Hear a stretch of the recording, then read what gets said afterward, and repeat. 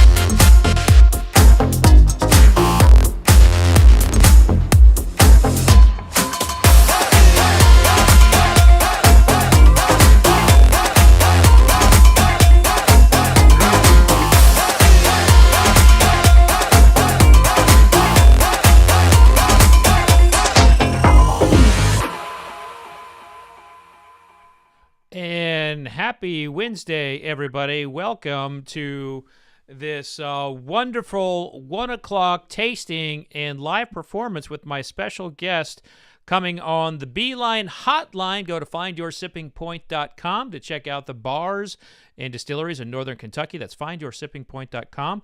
Kelley Swindall joins me. How are you today, Kelley? Hello, I'm excellent. I'm very happy. I'm drinking bourbon with you at 1 p.m. on a Wednesday, so that's a good day. And you're a reader. I see you got all of these books back here. I love it. I do. Quite a reader. This is actually, I've downsized because I'm moving and I'm downsizing apartments. So this is what I've stripped it down to, these 3 shelves. So what kind of genre are you, as a book reader? Sure. I tend to reread books as well. So like I like a lot of classics. I'm a big like one of my favorite books is To Kill a Mockingbird. I've been rereading that lately. So I'm a big Bukowski fan as well. I have his whole collection. I was rereading that during the pandemic. Women is a particularly favorite one of mine. So I guess it's fiction. It's fiction, but it's usually, again, like I said, I haven't really been reading a lot of new fiction lately. I kind of stick to the classics. I tend to be old school that way. So. Well, hopefully, I can turn you on to a new genre, a growing genre in the whiskey world. So. Oh, okay, yes, absolutely, for sure. I'm all about education too. So I mean, right on. 1,000%, absolutely. There's a lot of good whiskey books out there. A lot of good people wrote them, like Lou Bryson, Chuck Cowdery, Clay Risen. You've got Reed Mittenbuehler, Dave Broom, Davin DeCorgamo, and I've written a few, but I always like to make sure that those I see some good spots for some whiskey books. I have your book handy. Oh my goodness! Look at that! It's so weird. I had it right here. It's like I didn't even have to look for it, huh? And of course, you have a new album out called California, and American Songwriter said it reveals your multiple personalities. And I gotta say, when I saw that headline, I was like, I wonder how Kelley took that headline saying you had multiple personalities. I will tell you. So I think specifically what that's referring to is a specific record on the album, so California is, and then the whole album is called You Can Call Me Darlin' If You Want, but that specific record on the album, or song, if you will, California, I have this kick-ass video for, and I play multiple people in it. So it was definitely alluding to that, but it's not the song I wrote from a character's point of view. So it wasn't necessarily me. I made up the whole story. It's a work of fiction, this particular song. And yeah, so I definitely, I think they were right on with saying I had multiple personalities in that one, because I did. Some of the other songs on the album, not so much, I hope. I hope they don't think that. But I definitely took it in stride, because I'll send you the video. You should check it out. You'll see what they mean by the multiple personalities. Oh, I've seen. Yeah, I've seen it. I think that I've seen it. Multiple personalities can be like, and these days I look at it as a compliment. Sure. To me, it's a compliment, because it's just saying that you can do a lot of stuff. 1,000%. And you can play angry.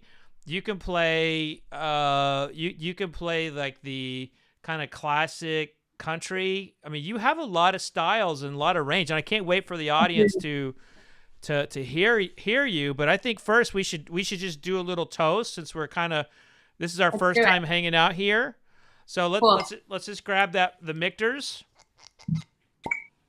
Got it right here. But I look at your music, and I'm like, you're so refreshing to me. Oh man! Because country music, man, it follows a pattern. It follows like, does it check this box? Does it check that box? I listen to you, I'm like, she ain't checking none of those. She's doing her own damn thing, Dig it. Yes, 1,000%. You're right on. I'm glad you feel this way. So cheers to you for being an original in a genre that doesn't necessarily always reward original. So cheers, my friend. Cheers. Thank you, my friend.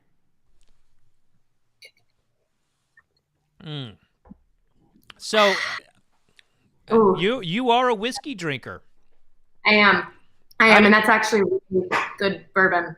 That was Michter's. How did you get into whiskey? I would say I feel kind of, I'll be brutally honest. I feel a little silly saying it this way, but so in college, I started drinking in college. I didn't really drink in high school. Was raised super conservative. None of my friends drank, so it wasn't really until college. So I didn't know anything about it. I just knew that it got me drunk, But I was like, well, I need to drink. Like I felt like I should have a signature drink. I don't know why, but I felt like I should. Like, when I go to the bar, I'll order this. It's a lot less confusing. And I thought, whiskey was cool, to be honest. Like, that's literally why when I was, 18 years old, I was like, whiskey seems like a badass drink to drink. So I started off with Jack Daniels, actually, which I'm not, a fan of actually at all. I feel like my not that there's anything wrong with it, but my taste had changed. But I was in high school, and I was always buying these Jack Daniels bottles, and the guy at the liquor store was like, I noticed you always are drinking Jack, but have you ever tried bourbon? And I'm like, no, I don't really know anything about this. But he's like, well, I used to drink Jack, but I'm really into Maker's Mark. Why don't you try Maker's Mark this time? Let me know what you think. If you don't like it, I'll give you a bottle of Jack for free, whatever. And I was like, okay, cool. So I got it. I loved it right away.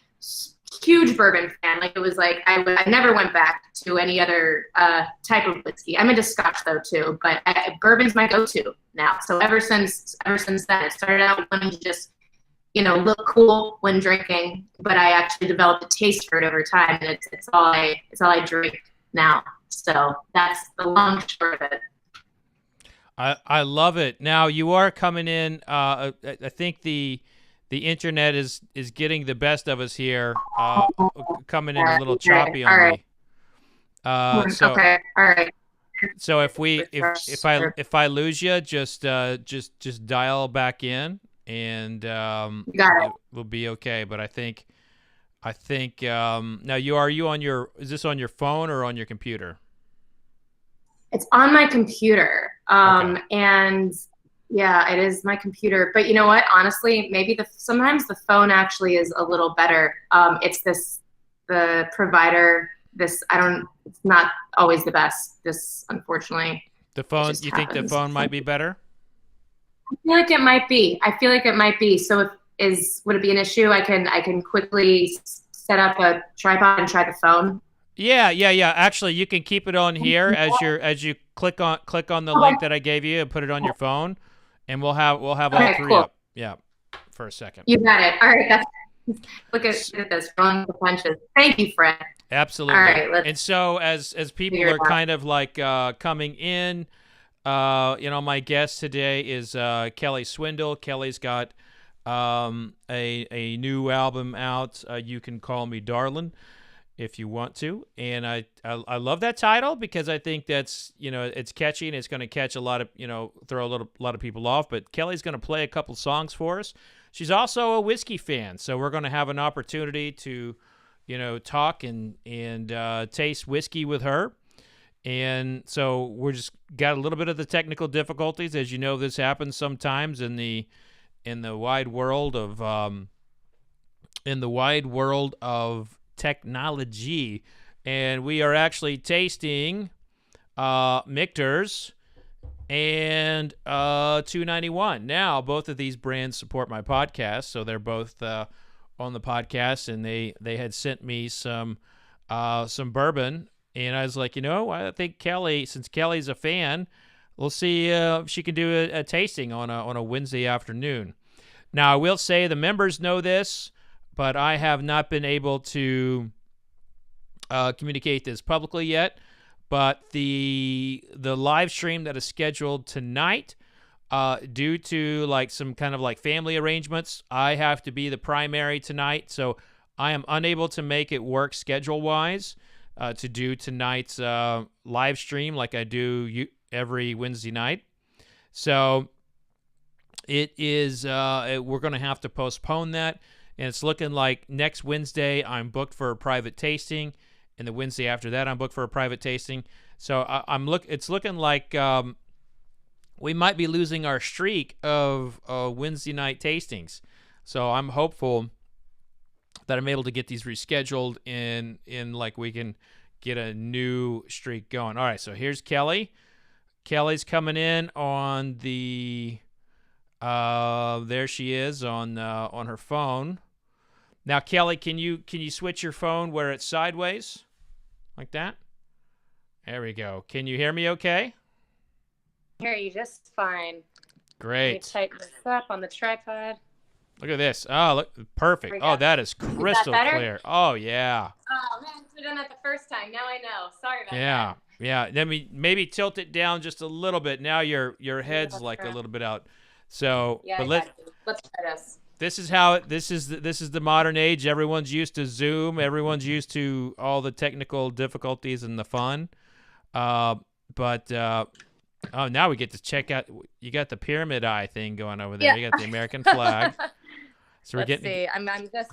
It's a tripod, so I'm trying to. It's unfortunately won't tilt anymore, but we're gonna make this happen. It's gonna be great. Yeah. You can check out the space. All right. Are we still that's good. Yeah, that's good. That'll work. Okay. Cool. You got the good light. Yes. And now we will haphazard. All right. So I was just filling everybody in on what your new album. If you would tell us about it, tell us about the songs on there, and I know you're going to play a couple of them for us before we get into the proper tasting, if you will. Cool. So this is a collection of songs. Obviously, there's 12 songs, and I've written them over the past 10 years, which is when I first started writing songs. I first started writing songs, singing, doing everything 10 years ago. I was, late to the game, if you will. I wasn't musical until then. So I had moved to New York City in my early 20s to do acting, and I found music along the way.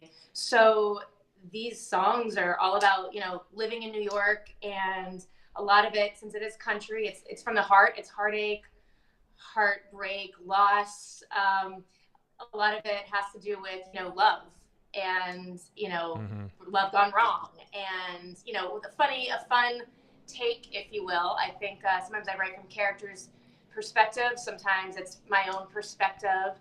But I do think, like you were saying, the multiple personality thing, I think there's a lot of range on here. You know, the songs, while they all definitely come from me and are written by me, they have my style, they're kind of hard to pin down specifically, like what, you know, one certain genre. They all have country, they're all country influenced for sure, roots influenced, but there's a lot of other colors and layers throughout. And I think it's a ride, like it's a wild ride, and I definitely recommend listening to the entire album, not just to a song or two, because they all are so different, yet they complement one another. And this is a hard time to come out with a new album because you can't tour. But have you toured in the past, and have you gone out on and played in various places before the COVID hit? Yeah, 1,000%. Yes, but not this album. Like, you didn't get a chance to promo this album beforehand. No, not this album. No, in the past, I would tour all the time, solo, on my own, in my car around the country, booking my own gigs, you know, bars, venues, outdoor festivals, whatever. But yes, I was planning this year, to get this album out and then tour for it. But obviously I have not been able to do that at all yet. So that's definitely been a bummer, but I'm going to get at it hard once I can. For sure. Well, consider this a look with Whiskey Nation. You know, people who love to drink whiskey and listen to music. So, do you have a song you want to start with? Absolutely. Yeah. You know, why don't I start with California, the one that we began with? For awesome. Sure. That'll be a nice little fun intro. I would definitely say this is probably the lightest of the songs. Not that any of them are particularly heavy per se, but this is just a fun, like I said, I made this one up. You know, it was inspired by some events, if you will, but it is a work of fiction. Some of my songs are not. Some of them are just straight up from my life. And I would say this is definitely more in the classic country genre range. And without further ado, here's California.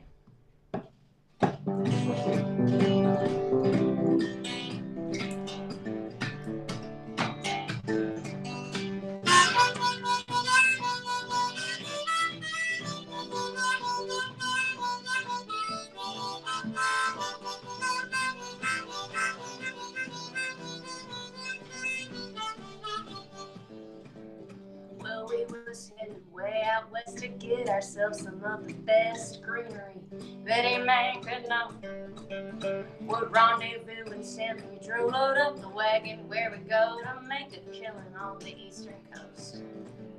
Well, the first stop was in New Orleans, where Susanna had her usual scheme, just to play a minute or two for some extra cash. But she met herself the perfect match, a scheming, gambling man from Asheville, Northern Carolina, with a stash.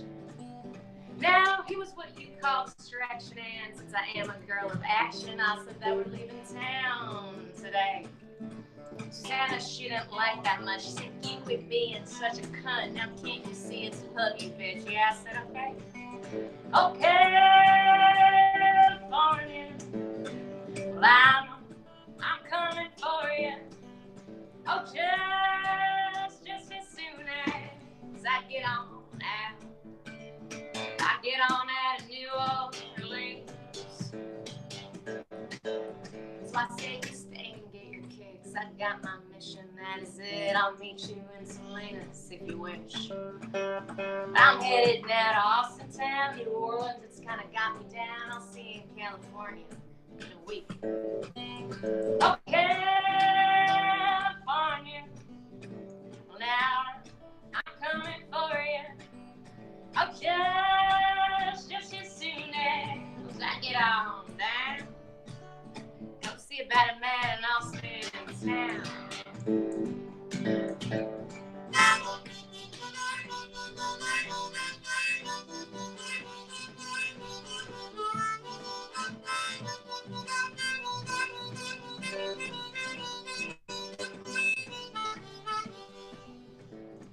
Well, Texas, it's a sprawling state, and the station wagon couldn't pull the weight. So I was stranded outside San Antonio. Then make my way to Santa Fe to meet up with Miss Donna May, who had made that deal with Juan up in San Pedro. So I said, I'll ditch this waste of space, just catch a bus out of this place. So I got me this deadline, and it's in 3 days. Boy, and I opened up that floorboard stash where all that cash I from the sad. Well, there wasn't but a damn bag smiling back. Oh, California.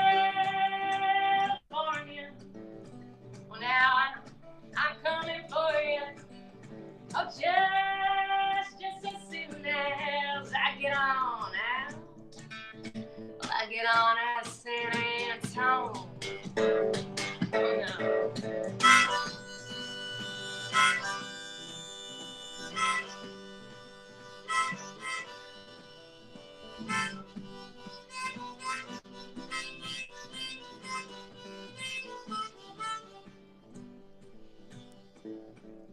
Well, what the hell's a girl to do with no car and money too? I'm hitching now a ride back to New Orleans. Gonna track that damn Susanna down, cause you know it can't be no one else. So play it back there, Susanna. Goddamn, touche. Okay, California, I'm hauling my ass for you. Just as soon as I get on back to New Orleans.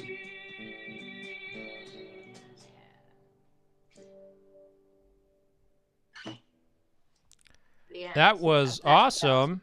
That was awesome. Awesome. Thank you. So you got some anger in there with that one a little bit, you know. I mean, there was a little bit of anger rage there, you know. Yeah. I dig that. That's for sure. Thank you. Yeah, it feels good to get it out. That's why, you know, like I channel, you know, anger, frustration, all the feelings go into the music. That's why it's such a good outlet and form of therapy, if you will.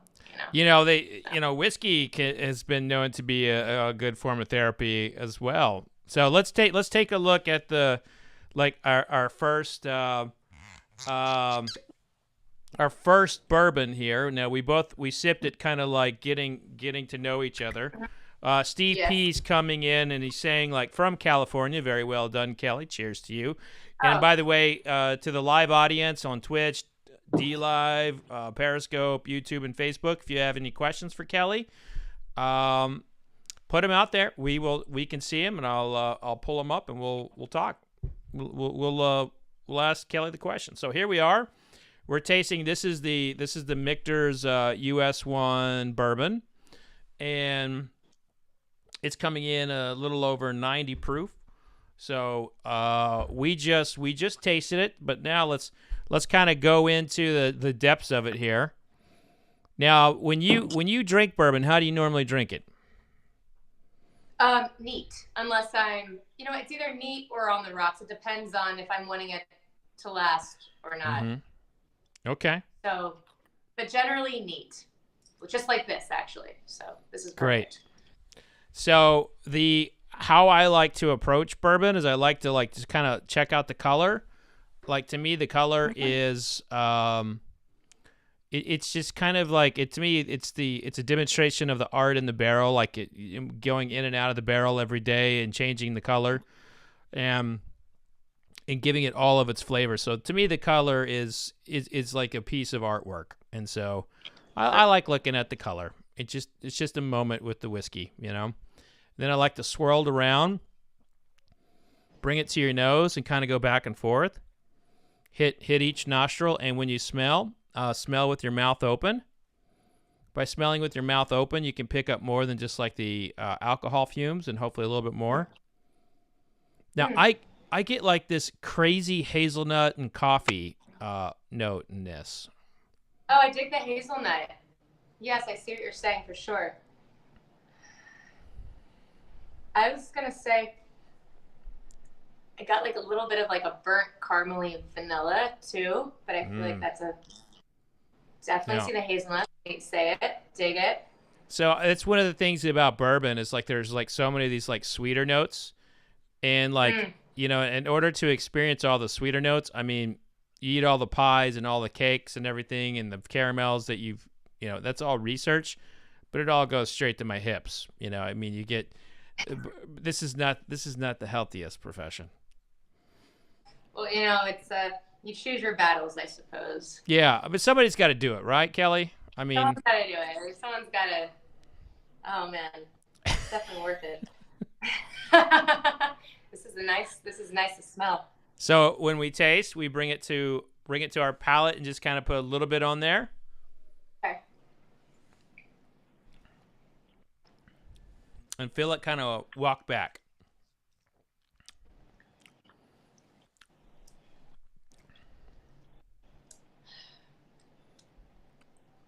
Yeah.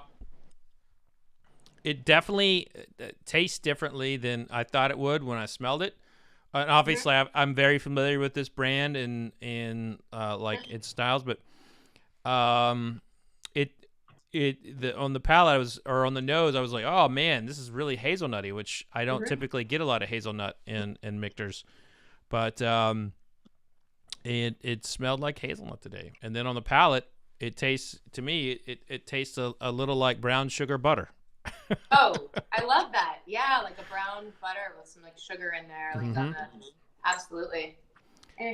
Again, more things that are calorically just going to put me over the scale, Brown sugar and butter. Yeah, I mean, that's just like, that's like lipid city. So how are you staying creative during COVID right now? Well, how am I staying creative? I mean, definitely, I would say in terms of, I'm getting a lot of melodies. A lot of things are just popping in my head. A lot of melodies are popping in my head, and I would say I'm actually feeling a lot more creative because my imagination is going pretty wild, and I have a lot of anxiety around this time. Like I've just been feeling a lot of anxiety lately. And the best way for me to work through that, aside from indulging in some bourbon, is definitely when writing songs. I mean, that's how I work through that stuff. So even if I'm not purposely trying to be creative, it's really more for my own sanity that I'm writing.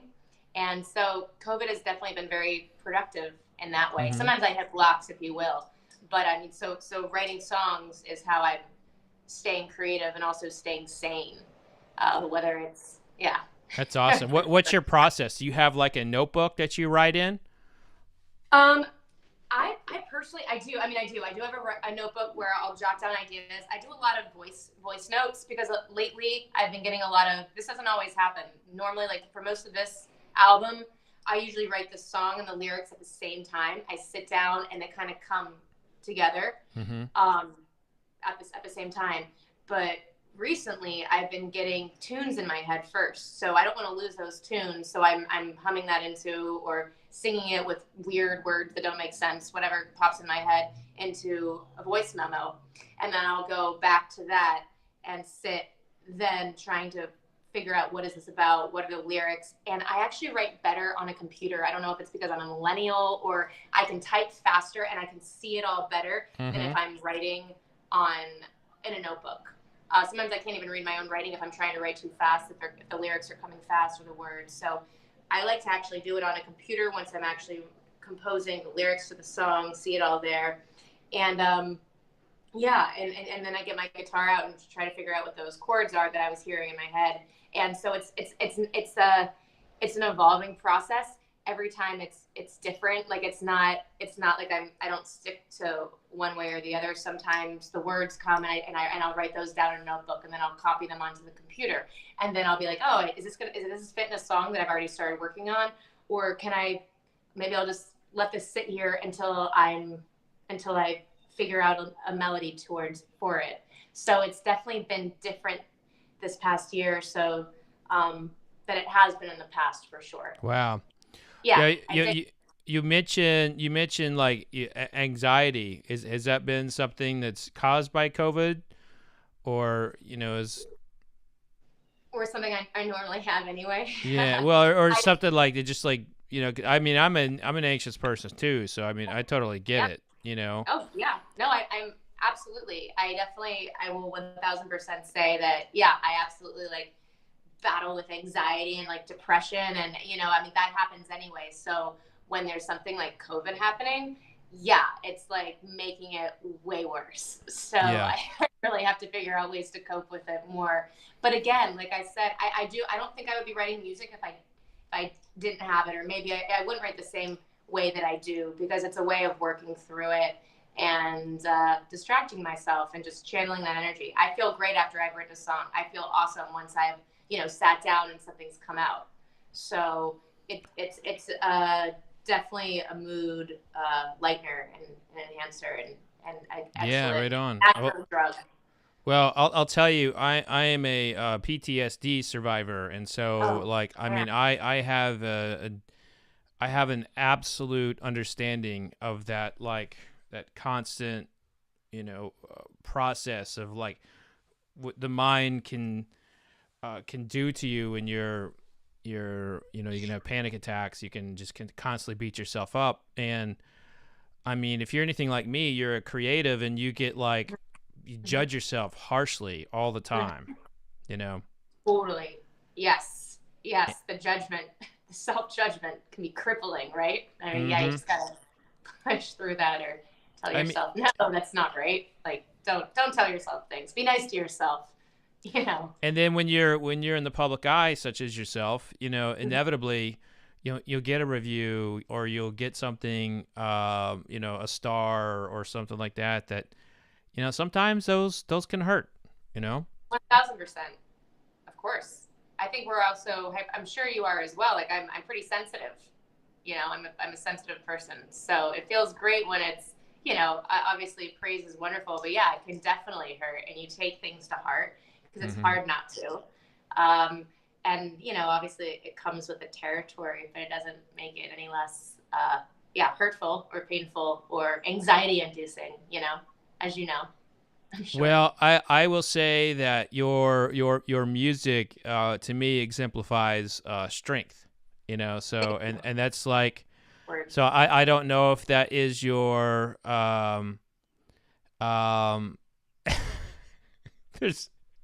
there's a comment there's sometimes you get people commenting that like you just don't know where that's coming from. There's a comment coming in from Twitch saying that I don't think I should tell you. Do you want me to tell you? Sure, why not? Yeah, let's hear it. We'll push through it if we need to. This viewer on Twitch says, "Damn, I can tell y'all have sexual tension." Well, damn. Maybe they're projecting. Maybe so. Maybe so. What I mean? I think they're feeling a lot of sexual tension, and then they're like, I gotta get this out. I gotta get this. I love it. Sexual tension, and the drinking helps with that. Oh, you know what? Social lubricant, they say. And it's funny because whiskey has led to a lot of births in this country. And especially Ireland. I think Ireland more so than other countries. And that's, I think that's where the affinity for whiskey comes from, my Irish ancestry. Do you have any Irish? My heritage is I've got some Native American. Oh, wow. I've got some Irish and German, but my heritage of what I've known, what I've always kind of belonged to, and like our family heritage is has always been Native American. So that's awesome. Which I don't look much like one, but Cherokee. Wow, very cool. Yeah, that's fantastic. So Steve P asked, who was your main inspiration to start playing music? Whew. There's a few. You know what? I will say this, because there are a few, and I'll quickly touch on them. But the two main, I would say, is actually Amy Winehouse, because she was Back to Black had come out around it was right before I started, and I remember listening to her songs and just like, I don't know, they hit me in a different way than most music did. Like the way that she was so frank, and her talking about sex and being with men and heartbreak, and like, but in such a frank, strong, like fuck you way, and like, I don't know, it was really great, because I was in my 20s and like going through a lot and trying to figure out, you know, men and the world. And I really appreciated her music. And it made me, but it was the first time I was like, not only do I appreciate it, I would like to do the same type of thing. Like, I would like to write songs like this that will, like, you know, one, help me, but like speak to other women. I mean, like, I'm not just writing for women by any means. Like, I'm writing for everybody. But that was definitely like, that got me thinking, like, I would love to do this. I don't know how I'm going to do it. I don't sing, I don't write, I don't play music, but I'd like to. So that was definitely like, put something in here. And then I would also say Ryan Adams is a big one. He's a great singer-songwriter, and I listened to so much of his music and in high school and again in my 20s. I mean, still, but at that time, and that I felt the same way about his music. Like, man, I would love to be able to write songs like this that like affect the way that I'm affected, that I can affect people on that level. So those are in terms of songwriting. But then in terms of sound, if you will, I would definitely say like Patsy, Cline, and Johnny Cash and Hank Williams are all huge for me. Since I was young with them, though, just, you know, growing up listening to Patsy Cline, she would just break my heart. I would be like 6 years old, like, like, you know, like I'd like have a tear in my eye. And I don't even know what, you know, anything about love or what she's singing about, but damn it, if I didn't feel what she was singing about, you know? So all of these people came together to definitely help whatever that like it alchemized together to what I write now, what comes out for sure. Yeah. So, I thought that you like the Johnny Cash reference there I think it was spot on. Like you can definitely sense that. I definitely dig that. Now we got another whiskey to go. Yes, we do. And how many songs did you want to play? I think, you know, folks. Oh, whatever.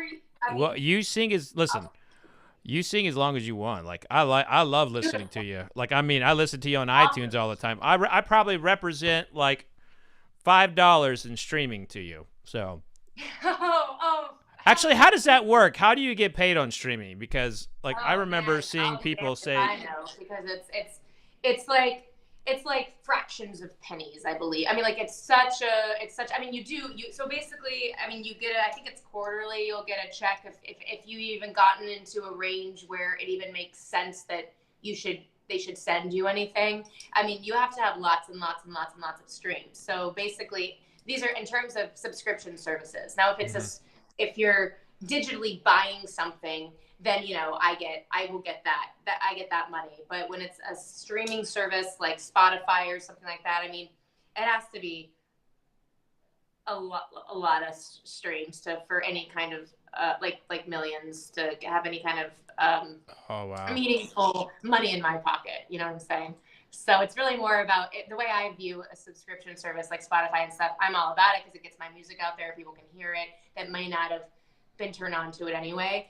But in terms of like money, that's not where I'm depending on any income, you know? Yeah.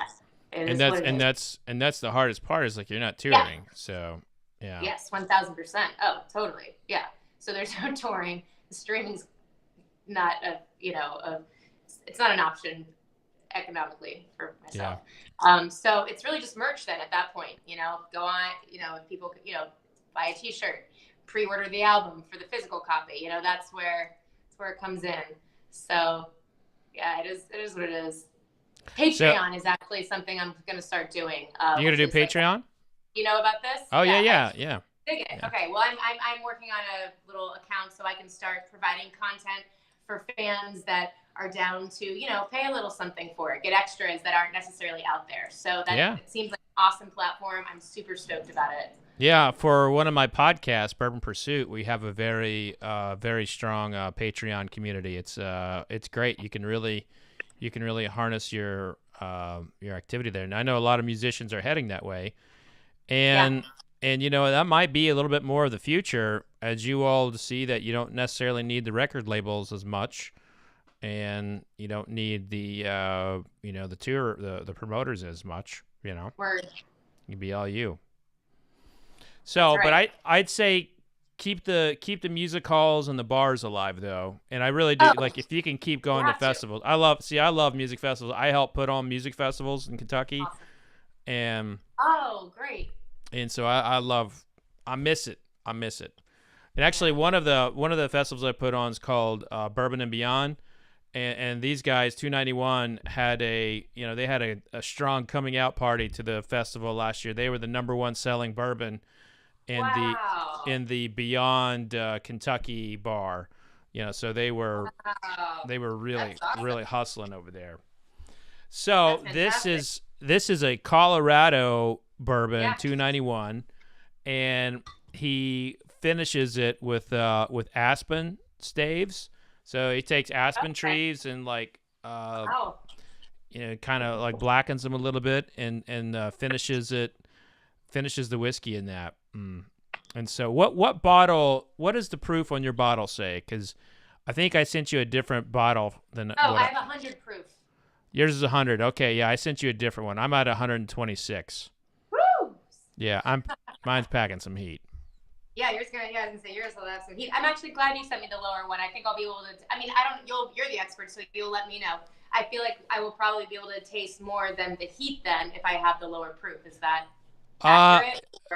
Actually, I mean, I think everybody's palate is different, and you're a whiskey drinker, so like you're accustomed a little bit to the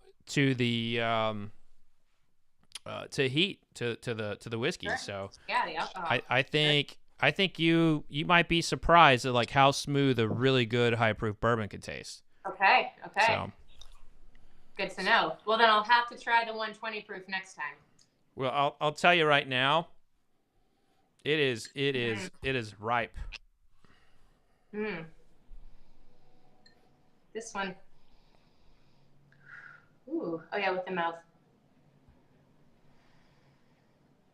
This is beautiful. And we're tasting the 291 Colorado bourbon.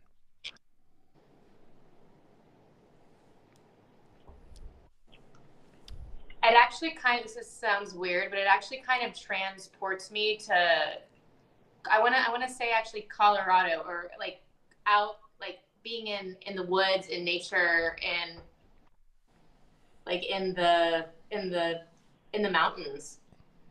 Oh. I don't know how to say that in terms of like the like, organic Now, words for that, but like I'm transported actually just from I love smelling that. Is there a bear about to chase you? Do you see wolves around? Yeah.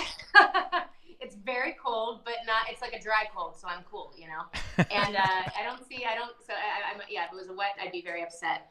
And there's definitely like a lot of trees, probably like some evergreens, some pines, and I dig it. It's fresh. It's super, fresh and clean, and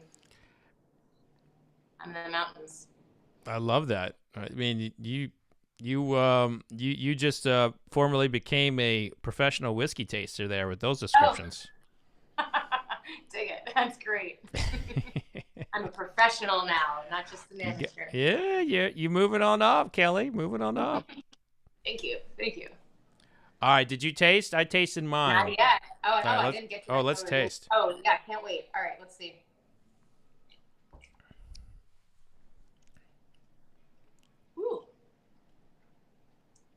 Ooh. So there's something about this that's like, it reminds me of like in the best way. Because I mean, sometimes you say this, like my grandparent, like being in a wood basement. Like a little bit of that. Sometimes I have, like that's what I'm gonna say. Like it's like kind of basement-y, kind of musty a little, but not overwhelmingly at all. Just like a hint. Yeah, like a little bit like leather or like cigar box kind of like Very grandfathery, in a not overwhelming, but it's cigar box, leathery, granddad, little tobacco. So some Johnny Cash. I'm imagining like Johnny Cash is like one of his rooms. Yes, exactly. Yeah. There's like, probably there's in the woods, in the mountains somewhere. Exactly. Like we're in one of his rooms in the mountains. There's a lot of wood around, a lot of paneling, for sure. There's a bear head up in the corner. There's some deer antlers over here. Yes. and like 32 belt buckles from various rodeos. So many belt buckles and a big old window with a great view, and you can. What do you think about belt buckles? What is my personal opinion on belt buckles? I think it's like with anything, some people can pull them off and some people can't.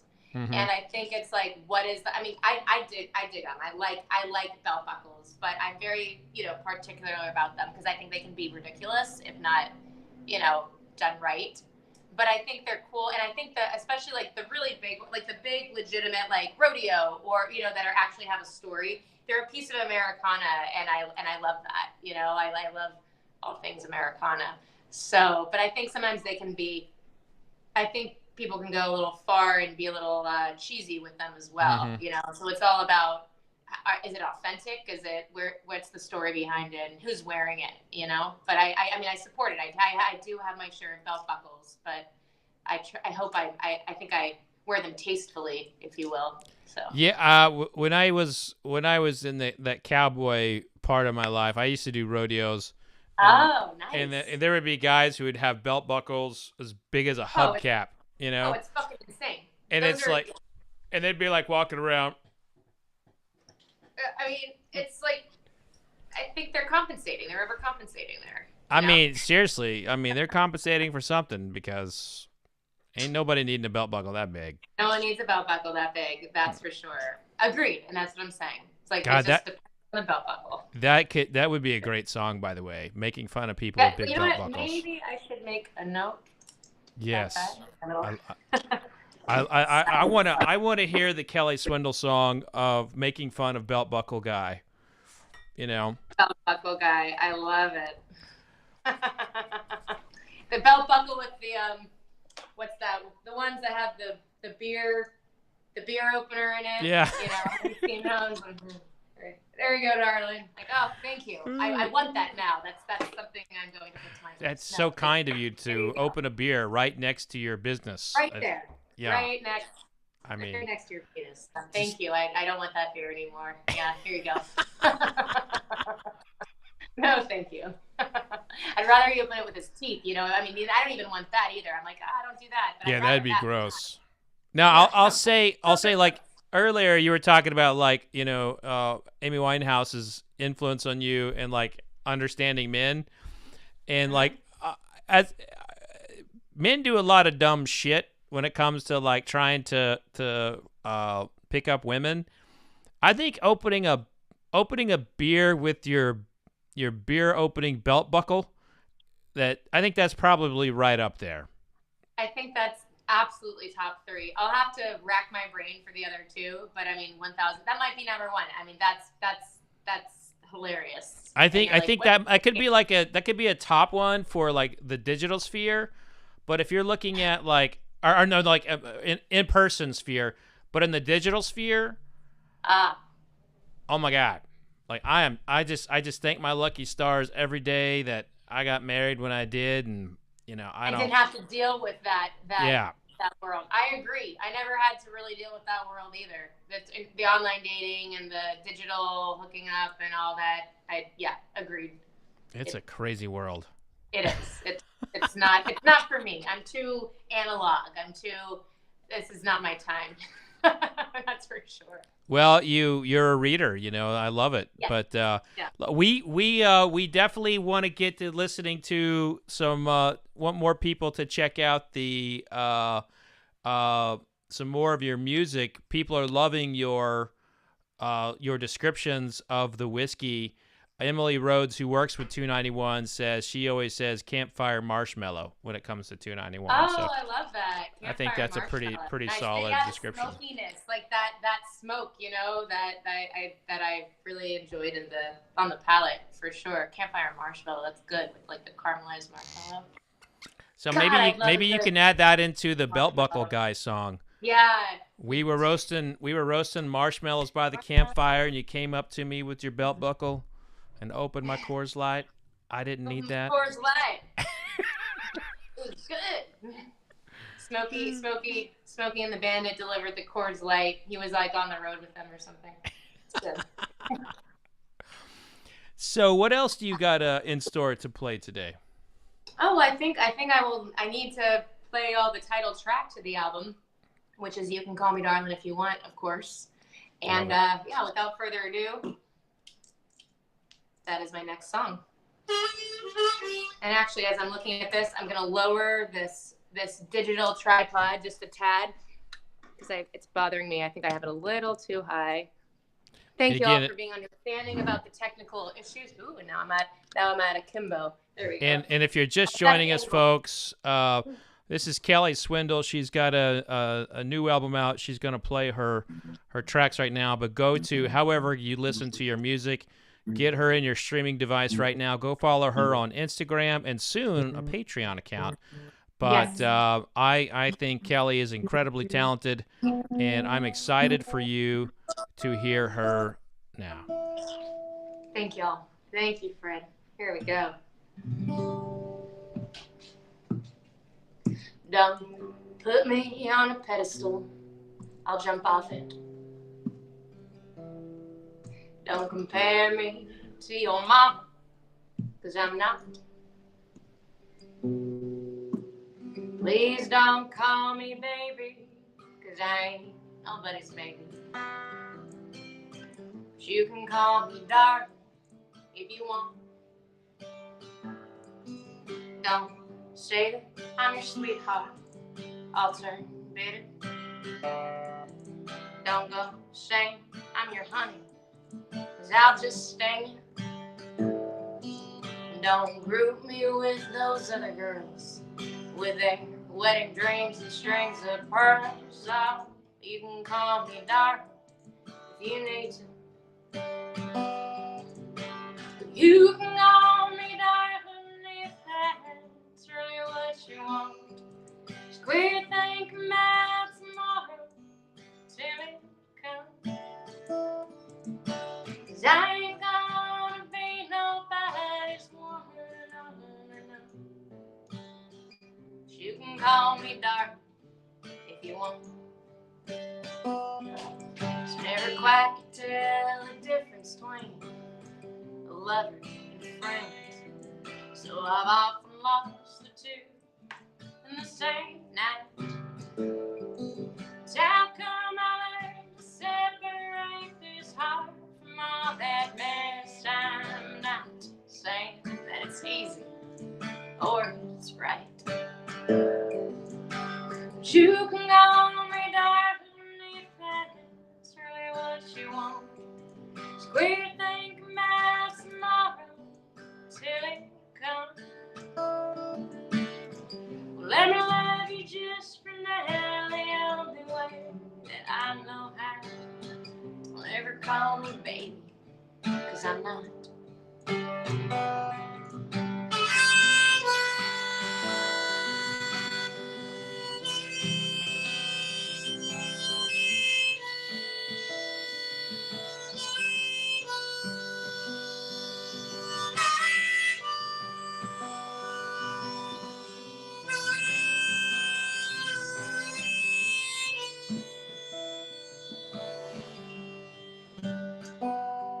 So don't go thinking you can change me, 'cause you'll never. I'll get around to someday on my own. But if you let me stick around, just don't expect so much for now. You can call me darling if you want. 'Cause you can call me darling if that's really what you want. We can worry about tomorrow when it comes. Let me love you here right now, the only way that I know how. You can call me darling if you want. 'Cause it's nice to have a darling, don't I know?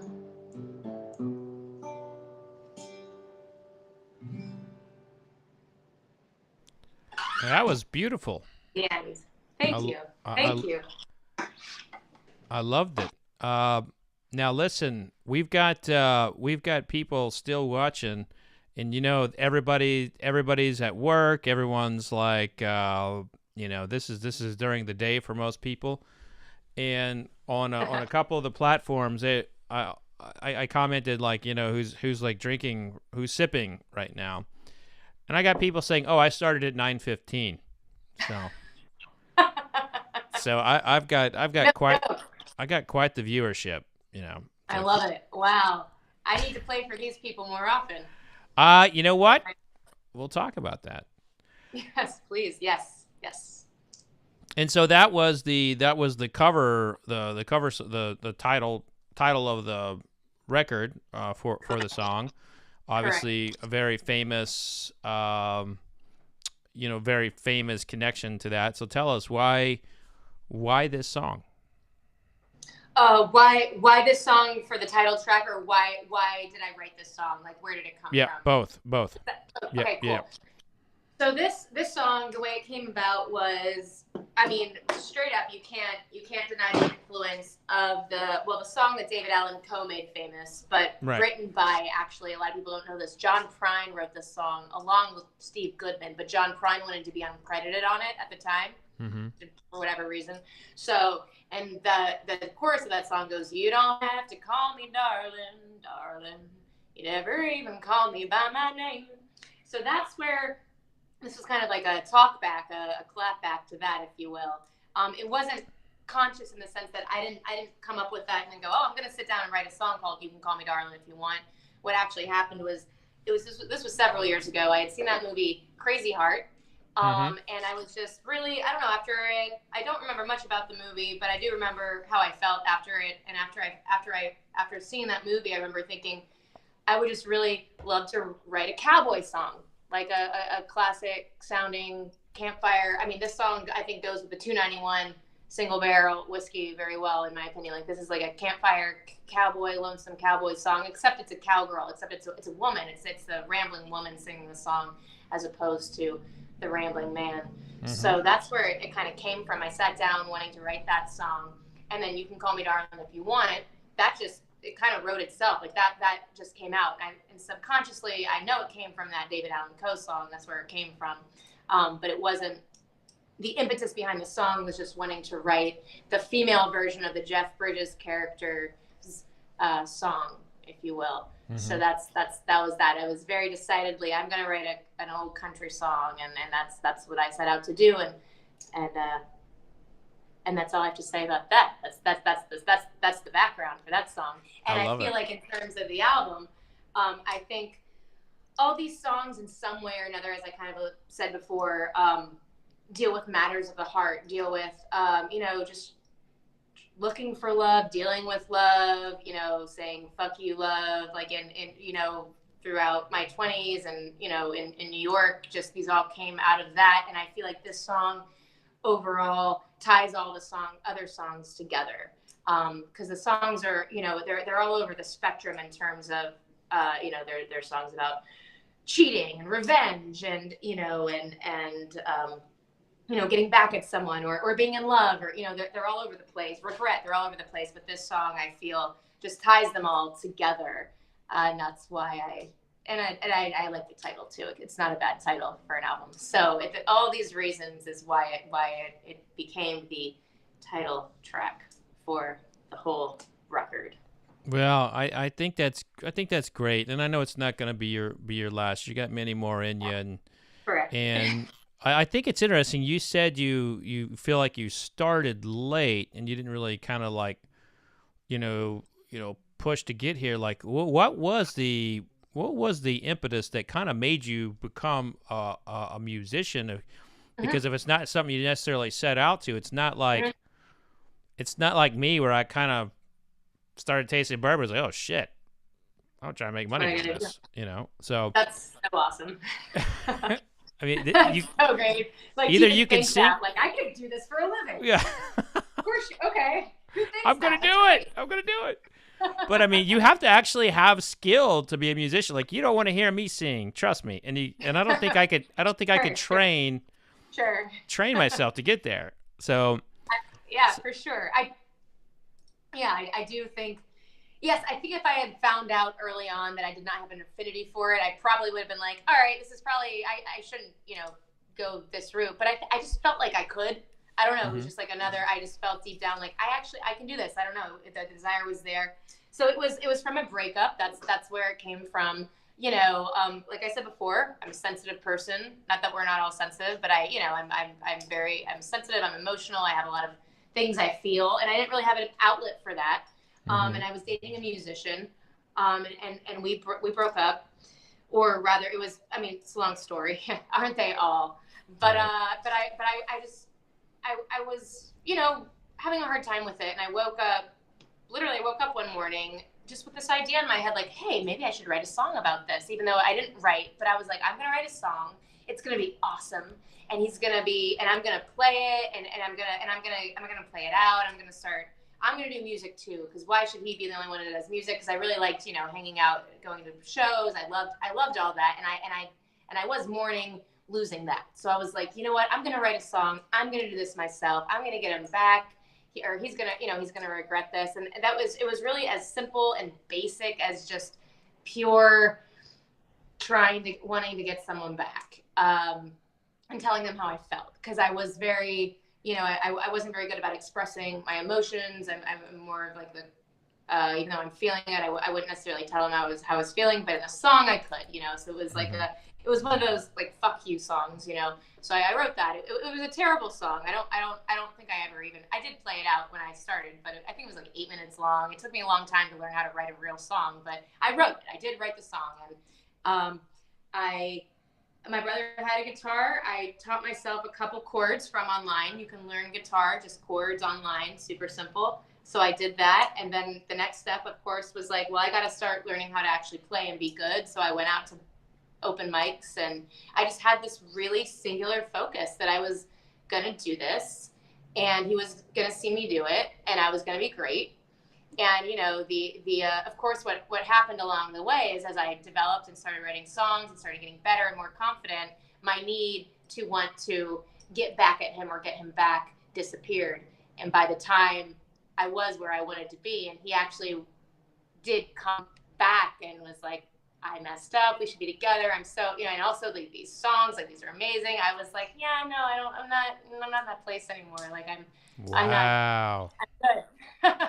So it was a way of getting over it, but then I found a career and a passion from it. So I'm very grateful for it, but that's literally where it came from. Something as basic as revenge and getting over a broken heart and just being, trying to get someone back. It's hard to believe that anybody would break your heart, because isn't it fucking hard? I'm like, what's wrong with this guy? Right, yeah. I mean, I think we could say, fuck that guy. Fuck that guy. Fuck that guy. Yeah. No, it was. I mean, it's bless his heart. He didn't. He's. I don't even know where he is anymore. He left New York City eventually. He didn't cut it as a musician, and I'm still here. So that's all. It is interesting that you're in New York and not Nashville, though. Isn't it, though? Yes. People come over all the time. Isn't it? Yes, yeah. Absolutely. 1,000%. Yeah, the problem is if I had started doing this in Georgia, I'm sure I would have moved to Nashville. But the thing is, I had been living in New York City for a couple years when I started doing this, and I had friends. I worked here. I was a bartender by trade, and that's how that's where I was working, and this is just my life. New York City was where it was my home. So I continued to do music and get better and play out more, and this is where I've been the whole time. So it was always hard. It never felt right to move to Nashville for this. I guess I always felt, I don't know, there's a New York City part of me that I just have not been able to give up. The tough person with.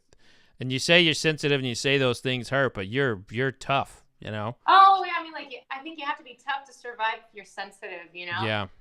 Yeah, for sure. I mean, it's a dichotomy for sure. I mean, there's a lot of colors there for sure, but I think I have to be tough because I am so damn sensitive. I'm with you on that. And I'll say too, like, from a business perspective, if I'm a venue, and I have if I'm a New York or Brooklyn venue and I have a country singer not show up or something, say, say the opener for Lee Bryce doesn't show up, and they're like, shit, he's passed out drunk. Who are we gonna call? Kelley Swindall, ladies and gentlemen. Boom. Yeah, I mean, actually, it's a very strategic place to be. So agreed. I'm just starting to see, and I'm just starting to see that 1,000%. And I think I think it's helpful. It's more appealing. It's interesting. And it's not. I am from Georgia. I am legitimately from. I have country music in my blood. I feel. In my bones. Like it's not. I didn't just pick it up for fun. And probably moonshine too. From Georgia. Probably moonshine.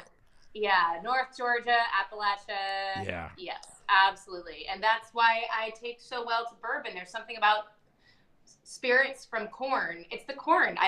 It's like I don't know. It makes me feel better. It's all spirits. Your body responds differently too. Correct. Bourbon's one of those ones I get in trouble because I can drink a lot of bourbon and you would never know it. You know what I'm saying? Like, whereas if it's gin, it's like I'll have a glass or two and I'm like, ooh, what? I'm talking weird. I'm like, but bourbon, I can hold my bourbon. That's for sure. It agrees with me. Well, I look forward to being able to do this in person sometime. And totally. one of the things that I just interviewed a really popular hip hop artist in Yellow Wolf, and he's got like 3 albums coming out. Like this dude is like mad crazy busy, so hardworking. Wow. And we talked about like people using COVID as an excuse.